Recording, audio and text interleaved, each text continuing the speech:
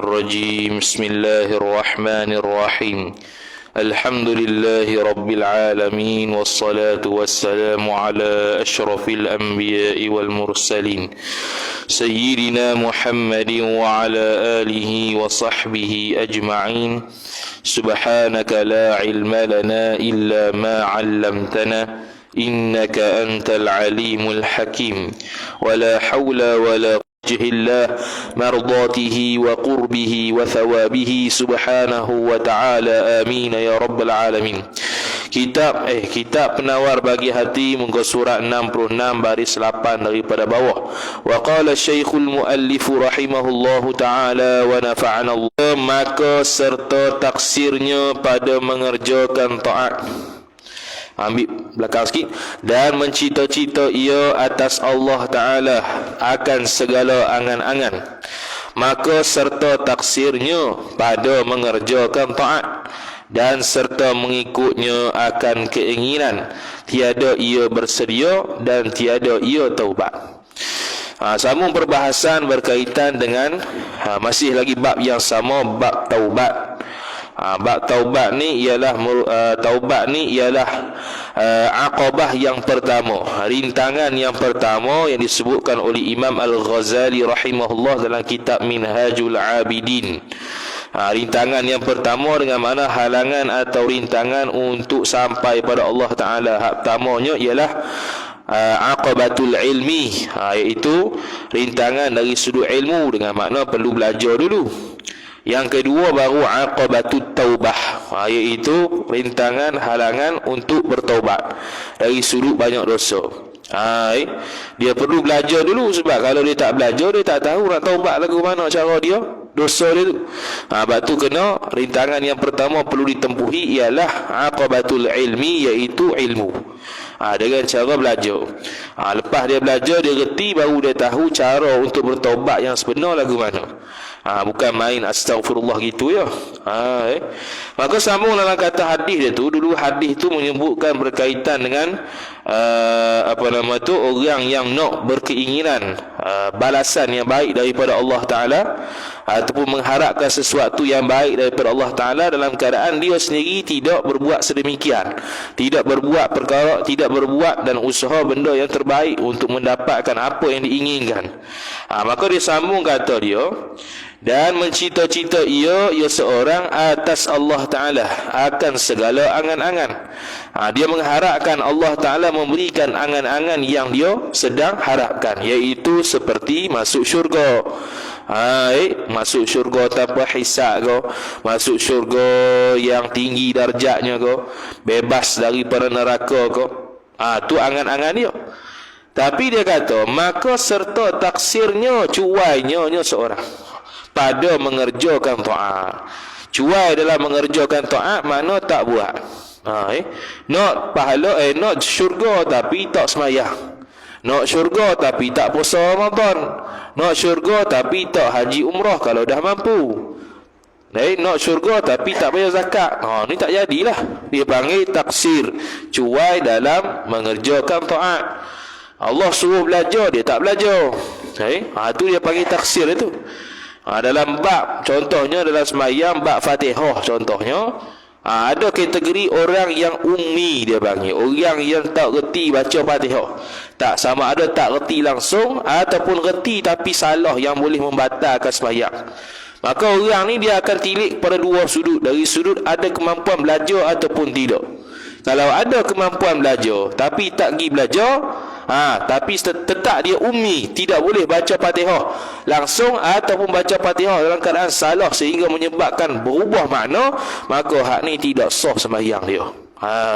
Berbeza kalau dia ummi, tak mampu baca dengan betul, tapi dia ada usaha dah belajar, duk gitu juga. Untuk dia sah, tapi dia tak boleh jadi tok imam pada orang lain yang reti baca Fatihah. Untuk dia sajalah sahnya. Dia jadi makmum sah lah.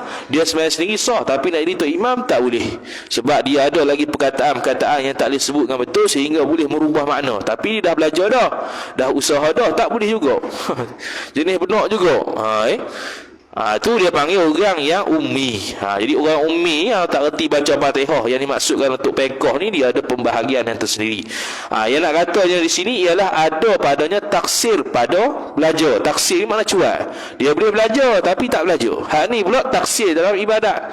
Dalam taat, dia boleh buat taat kepada Allah Taala tapi tak buat. Cuai tapi nak pahala, tapi nak syurga. Tu masalah dia. Dan serta mengikutnya seorang akan keinginannya. Tiada ia seorang bersedia, dan tiada ia seorang taubat. Yang ni bila dia ikut keinginan hawa nafsu. Keinginan sini hawa nafsu lah yang jahat. Bila dia buat, dia tidak bertaubat. Ini dia punya poin dia. Jadi kalau orang ni mengharapkan syurga yang paling tinggi, ataupun mengharapkan balasan syurga, ataupun mengharapkan redha Allah, ataupun mengharapkan bebas dari neraka, dalam keadaan dia buat dosa tak bertobat, ni dia panggil at-tamanni, mengharapkan sesuatu yang macam mustahil. Dia panggil at-tamanni. Dalam bahasa Arab ada dua. Harapan dalam bahasa Arab ada dua. Satu at-taraji, yang kedua at-tamanni. At-taraji ni ialah mengharapkan sesuatu yang boleh dia dapat, yang berkemungkinan boleh dapat, berkemungkinan besar dia boleh dapat. Contohnya dia berdoa pada Allah Ta'ala supaya beri dia makan pahisyak ni. Dia ada tak kebarangkalian boleh makan pahisyak? Boleh. Itu dia panggil at-taraji. Kalau at-tamanni, dia mengharapkan sesuatu yang macam mustahil nak dapat. Contohnya dia berdoa pada Allah Ta'ala suruh dia ni jadi muda balik. Tu macam mustahil lah. Tapi tak mustahil, cumanya macam mustahil. Mustahil pada adat saja, pada akal tak mustahil, boleh berlaku tapi tak berlaku lah. Jadi muda balik. Kalau boleh jadi muda balik, semua jadi muda balik. Kemudian kata mu'allif rahimahullahu ta'ala, bahkan mencita-cita ia seorang atas Allah Ta'ala akan ampunnya Allah dan maafnya Allah. Dia mengharapkan Allah ampun dulu. Dah tak bertaubat, dia harapkan Allah Ta'ala ampun dosa dia. Ni dia panggil at-tamanni, mengharapkan suatu perkara yang macam mustahil berlaku. Walaupun tak mustahil atas Allah Ta'ala, boleh Allah Ta'ala itu mengampunkan dosa walaupun dia tak bertaubat. Walaupun dia banyak dosa sekalipun, dia tak pernah bertaubat langsung, Allah Ta'ala boleh ampun. Boleh. Dari sudut akidah boleh. Tapi berlaku ke tidak, itu lain cerita. Tu nanti sendirilah orang yang berdosa tu akan hadap di padang mahsyar. Adakah dapat keampunan Allah sungguh ataupun tak. Kemudian kata mu'allif rahimahullah ta'ala, dan akan masuk syurga. Dia mengharapkan Allah Ta'ala masukkan dia ke dalam syurga. Jadi masuk syurga ni ada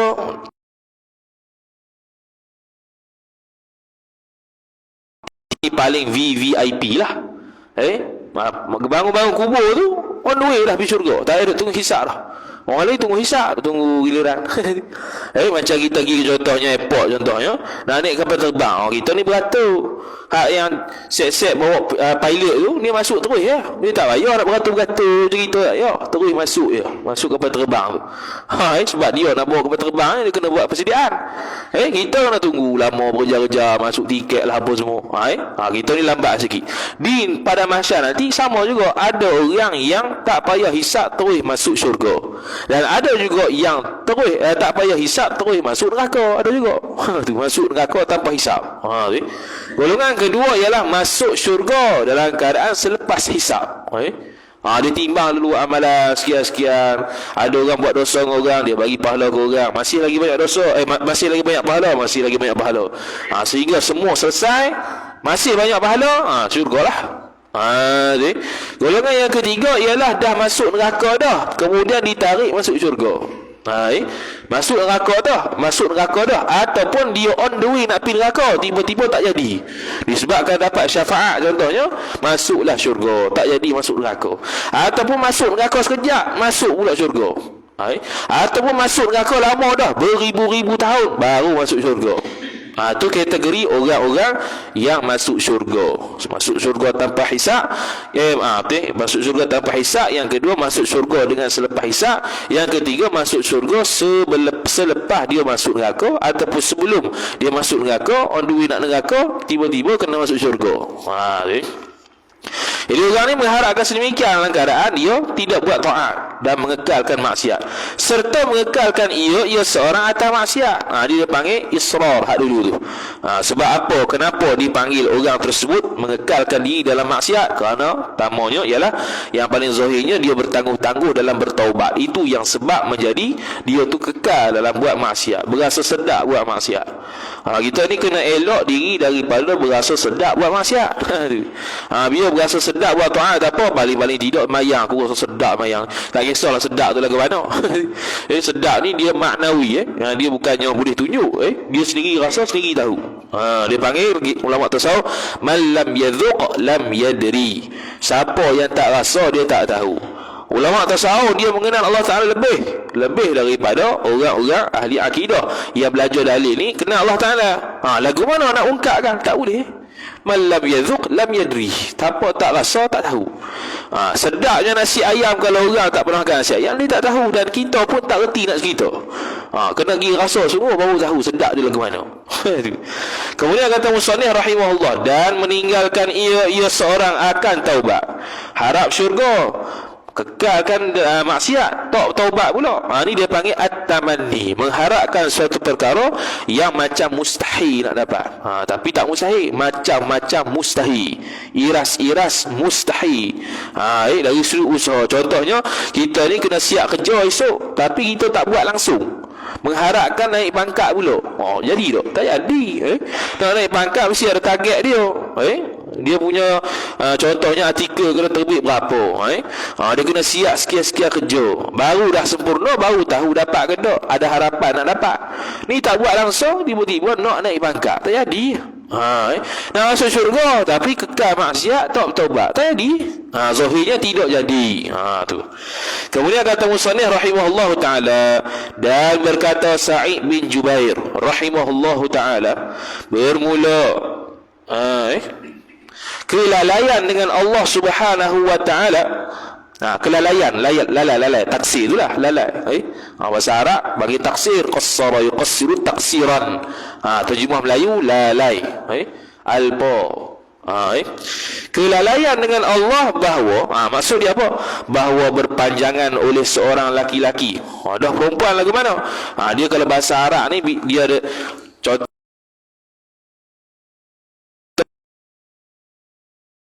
Quran lah. Ya ayyuhalladzina amanu, wahai orang-orang yang beriman. Kalau terjemah betulnya beriman laki-laki tu. Wahai orang-orang yang beriman lelaki. Dah perempuan lah ke mana? Perempuan masuk juga. Dia panggil ala sabilil ghalib, masuk sekali atas dasar menang kot laki. Macam dalam bahasa Arab dia panggil walidain. Kalau kita baca doa ampun dosa tu, Allahumma ighfir lana dhunubana wali walidaina, ataupun wali walidina, kita baca wali walidina kerana kita nak kita doa kepada mak pak kita, tuk kita, sebab tu wali walidina.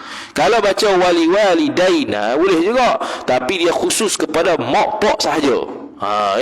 Wali walidaina. Jadi walidain tu asalnya dua pak. Sebab asal perkataan walidun tu pak, walidain dua pak. Tapi bukan maksud dua pak di situ, maksud dia ialah ibu bapa. Sebab apa? Sebab menang kot laki walid tu, maka dia panggil walidain. Jadi kalau kita baca walidin tu banyak mak pak, bukan mana kita ni ada banyak mak pak. Maknanya kita akan berdoa mak pak, tok kita, moyang kita dan ke atas. Tu walidin. Jadi kalau nak berdoa bahasa Arab pun kena tahu juga benda tu. Kemudian kata musannif rahimahullahu taala, seorang laki-laki tadi dia berpanjangan ni senantiasa mengekalkan dengan mengerjakan maksiat. Tu lalai.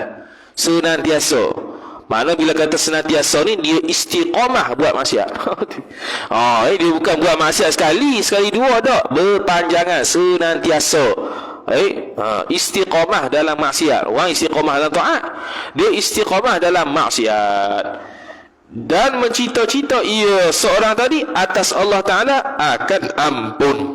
Dia buat maksiat dan dia bercita-cita bahawasanya Allah Ta'ala akan ampun dosa ni. Dipanggil orang yang lalai, khasirin kalau bahasa Arab. Khasirin ataupun qasirin. Kalau khasirin orang-orang rugi, kalau qasirin orang taksir lah, ataupun muqassirin orang yang taksir. Qassara yuqassiru taksiran wa huwa muqassirun, muqassiruna orang yang lalai.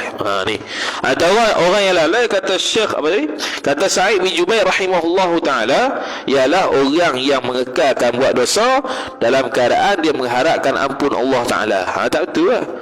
Dia nak mengharapkan ampun Allah taala ni ialah dia hentikan buat maksiat dan bertobat pada Allah taala. Tu baru betul nak harapkan ampunan daripada Allah taala. Tapi kalau dia mengekalkan maksiat, tidak bertaubat, amal taat tidak ada langsung, tiba-tiba dia mengharapkan Allah taala pun, tu satu kelalaian. Dan ketahui olehmu bahwasanya dosa kecil itu jadi besar ia dosa kecil dengan beberapa sebab. Sekarang ni nak bahas pula dosa kecil jadi dosa besar sebab apa. Kalau dalam kitab fiqh bila bahas bab fasik, ada dua kategori. Pertamanya ialah fasik dengan melakukan satu dosa besar sahaja. Fasik dah. Dosa besar tu macam mana? Pergi tengoklah kitab Al-Kabair Imam Az-Zahabi. Dia bawa keluar 70 lebih dosa-dosa besar. Yang 70 lebih dosa-dosa besar itu semuanya ada larangan dalam Al-Quran ataupun hadis yang di akhirnya ada ancaman azab. Itu dosa besar. Kalau dosa kecil ni tak ada ancaman azab, sekadar larangan, itu dosa kecil tu. Tujuan nak tahu dosa kecil dosa besar bukan suruh kita pandang enteng. Bukan kata kecil ni tak apa, boleh dihapuskan dengan wudu. Dia kata gitu. Bukan untuk pandang lekeh atau pandang rendah, bukan. Dosa kecil, besar dan kecil ini ialah untuk mengukurkan seorang itu adil ataupun fasik ataupun tidak. Dia ni orang adil. Orang adil ni apa dia? Orang yang tidak melakukan dosa besar, orang yang tidak berturusan melakukan dosa kecil, orang yang tidak melakukan perkara-perkara yang menjatuhkan maruah. Itu adil.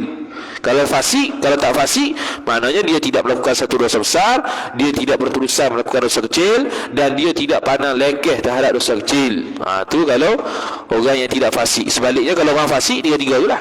Orang yang melakukan dosa besar satu, ataupun yang berterusan melakukan dosa kecil, ataupun dia meremehkan dosa kecil. Semua tu akan jadi dosa belaka. Maka kata musannif rahimahullahu ta'ala, ketahui olehmu bahwasanya dosa kecil itu jadi besar ia dosa kecil dengan beberapa sebab. Yang pertama, bahawa membilang kecil ia seorang akan dosa kecil. Membilang kecil ni pandang rendah. Tak apa, dosa kecil je. Tengok perempuan tanpa wasilah cermin ataupun side mirror ataupun apa-apalah, live direct mubasyaratan. Dosa kecil ya, tak apa, bukannya berzina. Dia pandang rendah, automatik ini dosa besar. Kialah kepada dosa kecil yang lain, sentuh perempuan ke, buang masa ke, membazir ke, yang mana larangan-larangan haram dalam syarak tadi tidak ada ancaman azab, dia panggil dosa kecil. Jadi kalau kita pandang rendah, maka dia akan menjadi dosa besar. Itu yang pertama. Dan menghinakan ia seorang akan dosa kecil. Dia pandang rendah, pandang hina. Dia rasa tak ada apa, dosa kecil jadi tak ada apa. Dosa kecil boleh bawa pada neraka, boleh. Dosa besar boleh bawa pada neraka, boleh. Dosa besar tapi boleh bawa pada syurga, boleh juga. Dosa kecil tapi boleh bawa kepada syurga, boleh juga. Yang boleh bawa kepada syurga macam mana? Sebab Allah Ta'ala ampun. Yang boleh bawa kepada neraka dengan sebab dosa kecil sebab apa? Sebab Allah Ta'ala tak ampun. Jadi masuknya syurga seseorang ataupun tidak, tengok Allah ampun ataupun tidak. Kalau Allah ampun, mana Allah beri rahmat, kita pun masuk syurga dengan rahmat Allah Ta'ala. Kalau tak ampun, itu dengan keadilan Allah Ta'ala, Allah Ta'ala akan campur kita ke dalam syurga, ke dalam neraka, barulah ke dalam syurga, lepas bakar segala dosa-dosa. Maka kata musannif rahimahullahu ta'ala, maka tiada peduli ia seorang akan dosa kecil, dan tiada apa tu? Dan tiada duka cita ia seorang dengan sebab dosa kecil. Tiada duka cita maksud dia apa? Tak berasa menyesal. Dia buat dosa, tak apalah, dosa kecil je. Contohnya istimna, mengeluarkan air mani dengan tangan sendiri, tak apa, ni dosa kecil je, automatik dia susah. Tak apa, sentuh perempuan sekejap je, salang. Salang perempuan je. Waktu raya ni, tak mahram ke mahram, tak apalah, sekecil je, bukan berzina. Zina dosa besar.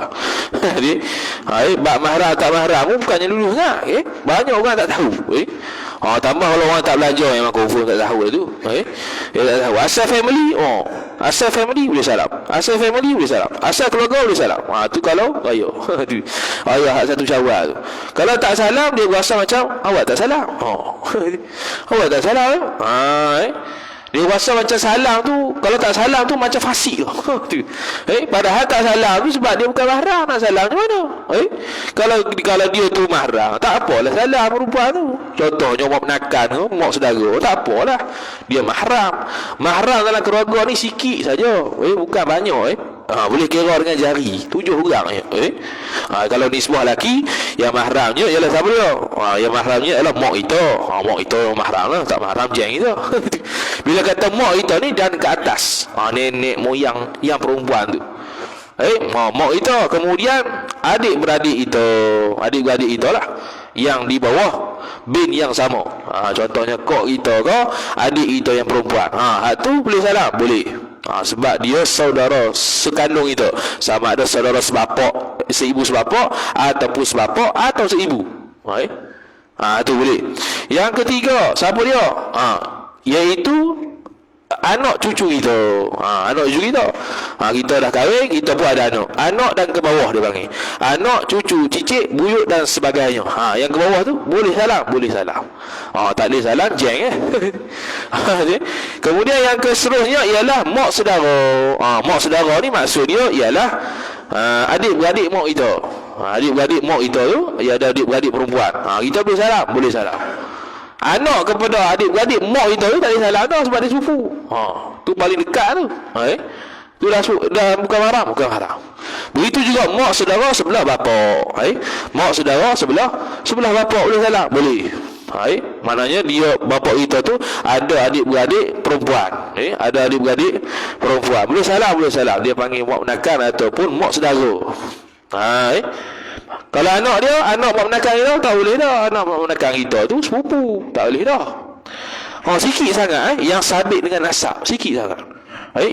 Belah atasnya nisbah ibu, nenek dan ke atas. Kalau belah bawah dia panggil furuk. Kalau bahasa fiqhnya usul ni mana atas, ibu, nenek ke atas, itu mahram. Lepas tu furuk ni bawah, cabang, anak, cucu, cicit.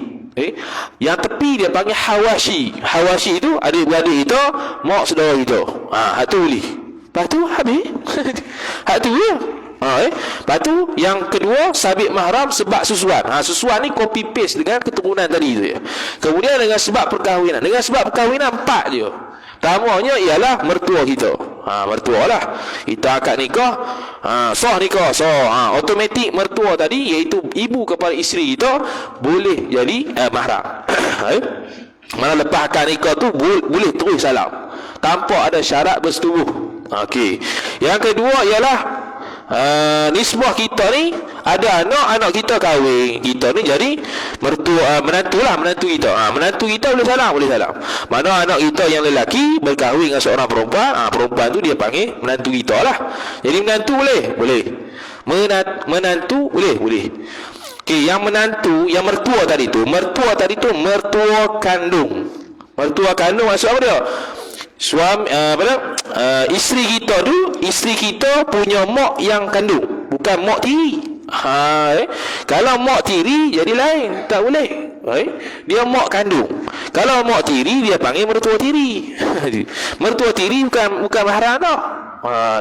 Mertua tiri bukan mahram dah. Tu mertua menantu. Yang ketiga ialah sabitnya mahram tadi dengan sebab pak kita nikah lain. Pak kita nikah dengan orang lain, maka orang tu isteri pak kita, orang tu jadi mahram pada kita, hak laki ni. Jadi mahram tanpa syarat setubuh. Menantu kita cerah. Lepas tu kita nak menikah dengan menantu tu. Ha? Macam-macam? Dia okey. Dia mahram ni dia ada mahram muabbad, mahram muaqqat. Mahram muabbad ni dengan mana selama-lamanya jadi mahram, dan menantu tu termasuk di kalangan mahram muabbad, tak boleh nikah dah dengan dia. Selama-lamanya mahram sampai kiamat. Yang kedua mahram muaqqat. Mahram muaqqat ni ialah mahram sementara. Mana contohnya ipar kita, adik ataupun kakak isteri kita. Hak tu mahram sementara ya.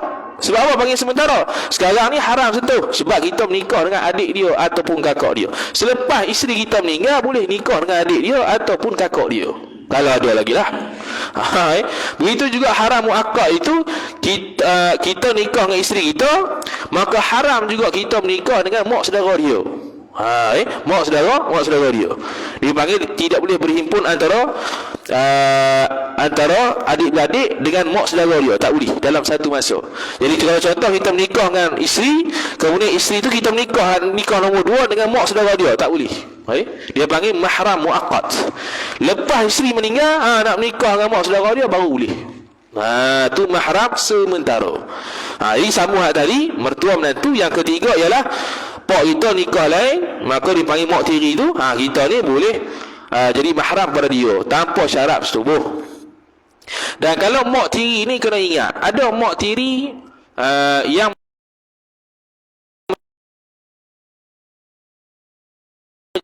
mana mak tiri yang mahram hak tadi tu, iaitu pak kita nikah dengan orang lain. Maknanya orang lain tu dah akad nikah yang orang lain tu jadi isteri kita lah, isteri pak kita lah.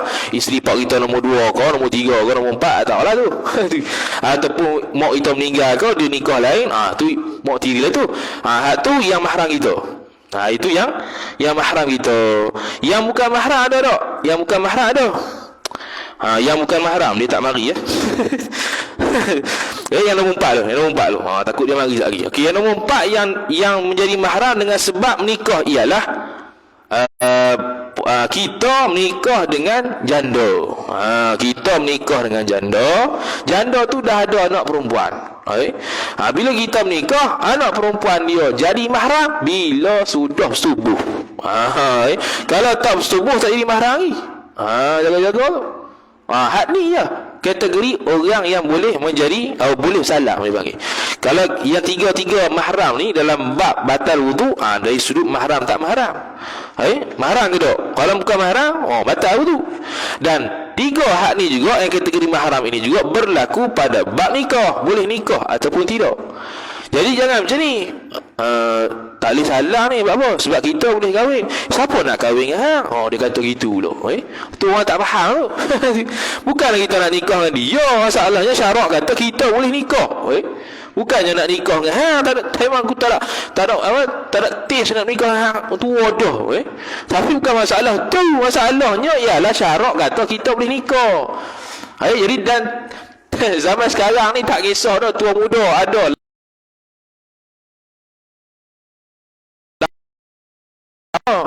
masuk paper dah.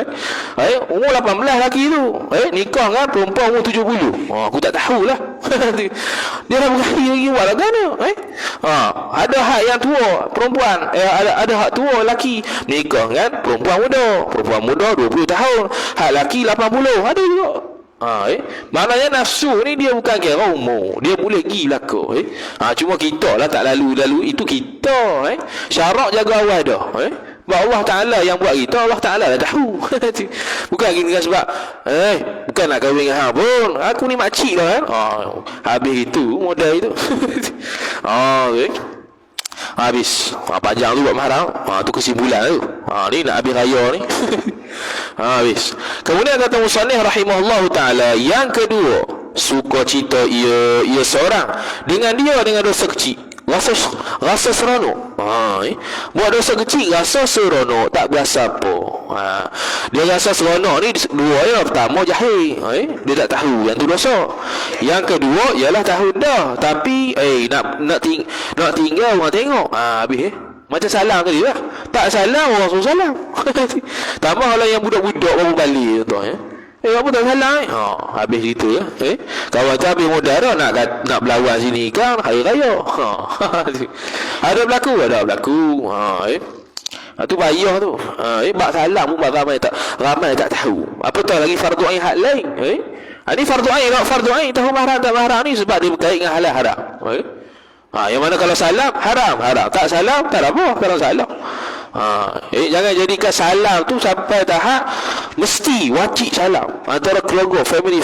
Kalau tak salam tu makna dia ni macam orang fasik. Tak jadi tu. Kalau sama yang ada mahram ataupun tidak haram untuk salam, tak ada masalah, salam gilah. Kemudian kata musannif rahimahullahu taala, yang ketiga, dan bermegah-megah ia seorang dengan dosa kecil. Dahlah suka buat dosa, rasa seronok, kemudian berasa bangga. Ni leceh. Berasa bangga apa yang dia buat. Dia buat apa? Dosa kecil.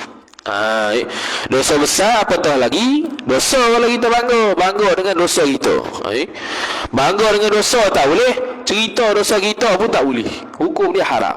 Aib kita ni kena tengok. Kalau dalam bab munakahat dia ada pentafsilan, dia ada perincian dia. Kalau aib itu berkaitan dengan nikah, contoh dia mandul ataupun dia ni dia panggil, kalau bahasa Arab dia ratqa ni ialah degupan. Itu boleh minta fasakh. Boleh minta fasakh ni mana boleh cerai lah. Ia ke hakim ke mahkamah. Kalau Malaysia ni kena pergi mahkamah. Kalau cerai gitu kok mulut ya, kena denda. Takkan kita tahulah. Jadi itu aib yang wajib bagi tahu. Wajib bagi tahu. Kalau aib yang haram diberitahu ialah dosa yang tak ada kaitan dengan pernikahan. Contohnya ialah dia ni minum arak. Dia pernah minum arak. Sekarang taubat dah. Lepas tu dia nak cerita, tak boleh, tak ada kaitan dengan pernikahan. Minum arak tu dosa hang sendirilah dengan Tuhan. Tak ada berkaitan dengan pernikahan. Jadi kena bagi tahu, tak payah bagi tahu. Begitu juga perempuan yang mana pernah berzina, lepas tu bertaubat, lepas tu nak nikah. Lagu mana nak khabar tak kita ni dah darah kita ni sudah pecah. Adakah perlu bagi tahu? Kita perlu kita perlu wajib bagi tahu tak kita ni pecah darah dengan sebab zina? Tak wajib, bahkan haram. Pecah darah ni bukan sebab zina saja, boleh jadi haid itu tajam. Haid tajam sehingga pecah darah, boleh. Ataupun dia ni sangat aktif sampai dia pecah darah, boleh juga, boleh. Jadi boleh sekadar kita pecah darah saja tanpa boleh bagi tahu sebab. Bahkan kalau ditanya sebab, boleh bohong pula. Sebab apa boleh bohong? Sebab untuk tutup aib. Tutup aib itu wajib. Buka aib dosa. Kecuali aib yang berkaitan nikah yang kita sebut tadi, iaitu zakar lelaki lemah ke dia panggil unnah, ataupun farah perempuan tu tersekat tulang, ataupun farah perempuan tu ada daging terlebih sehingga tidak boleh masuk zakat. Itu semua aib-aib berkaitan pernikahan. Itu wajib bagi tahu. Kalau tidak bagi tahu, nyata begitu selepas akad nikah sah, maka boleh fasah ataupun boleh cerai.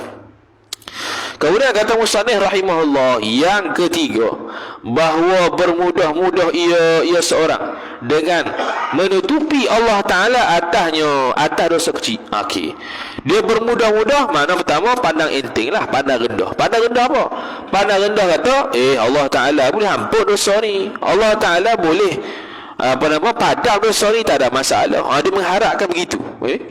Boleh jadi dosa besar, boleh jadi dosa besar. Dia mengharapkan Allah Ta'ala menutupi dosa kecil dia dalam keadaan dia memandang rendah, bermudah-mudah, buat juga.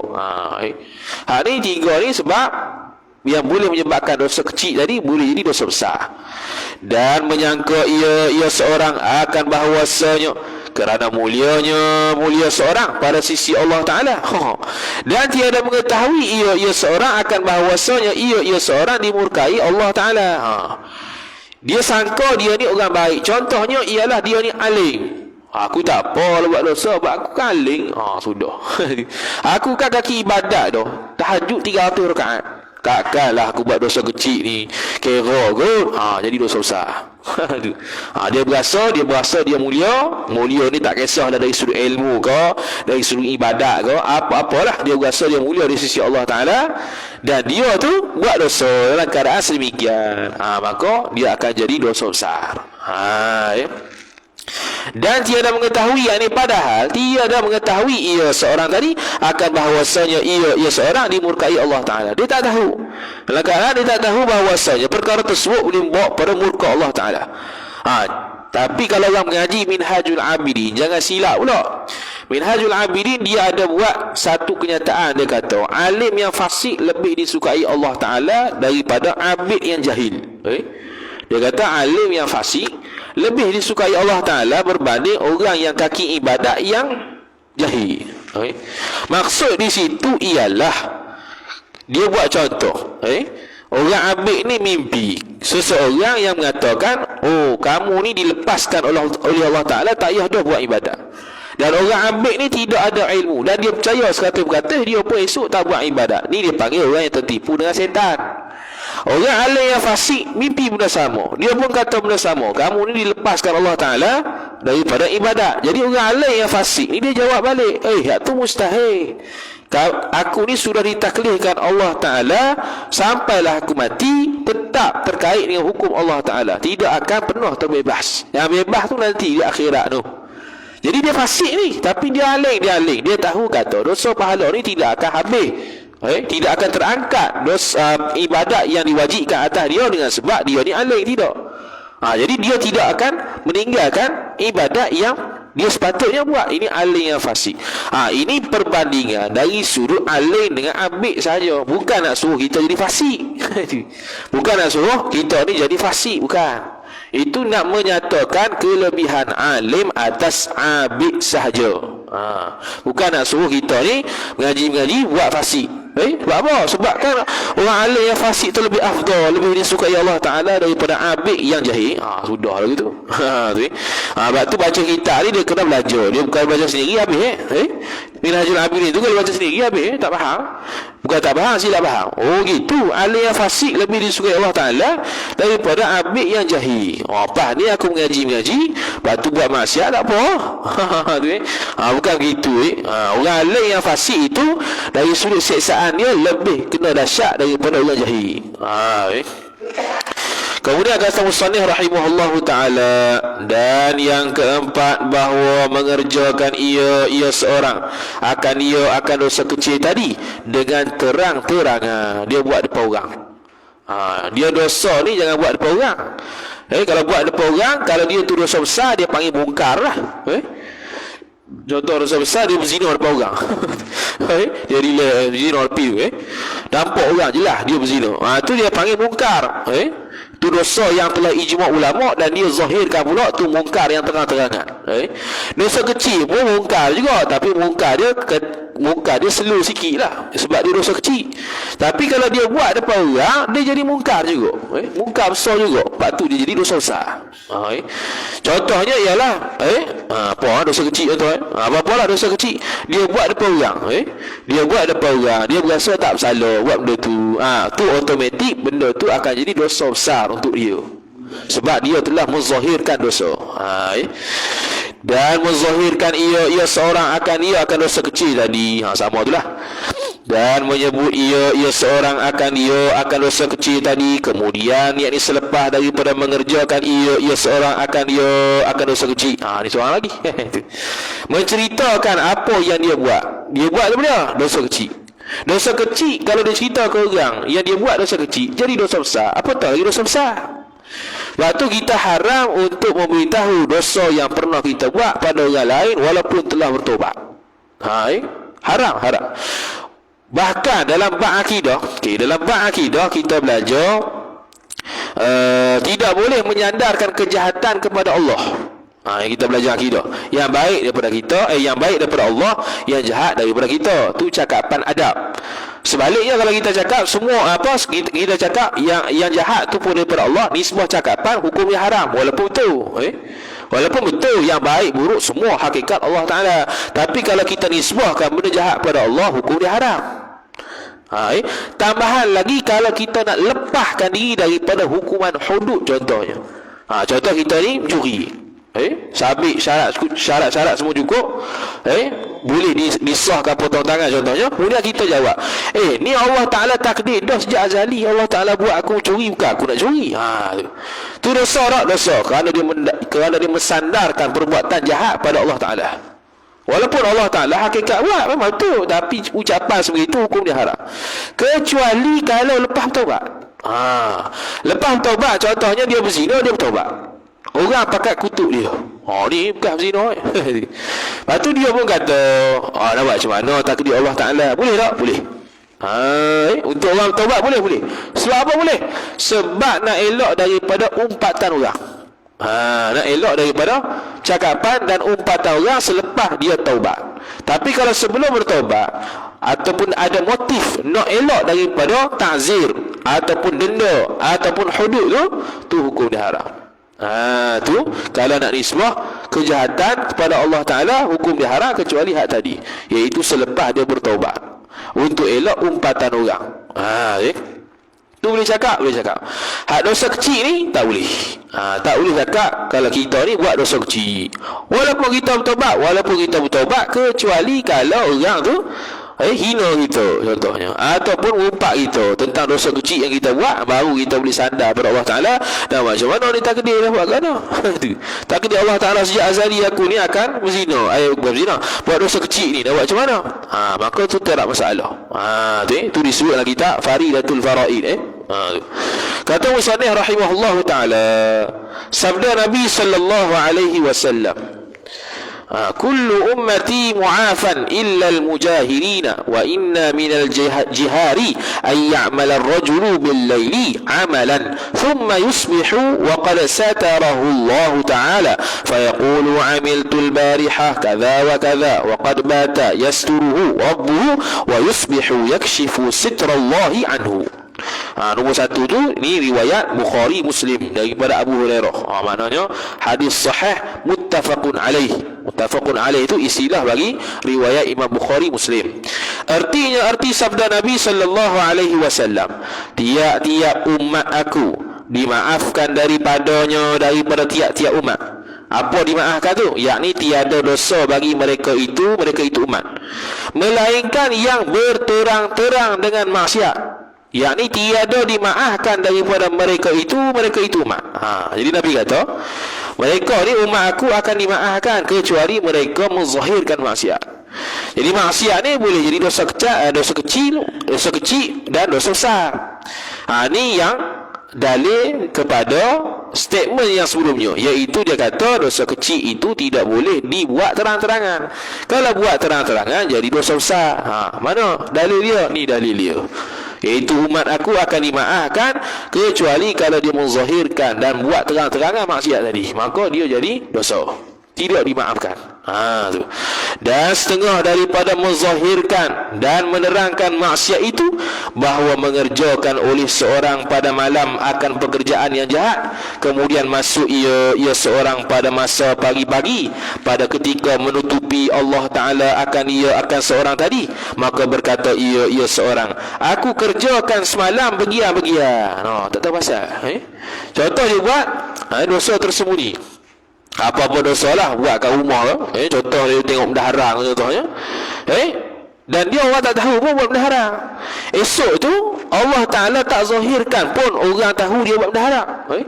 Tiba-tiba dia pergi cakap ke orang, semalam tu aku buat maksiat. Habis Allah Ta'ala tutup dah.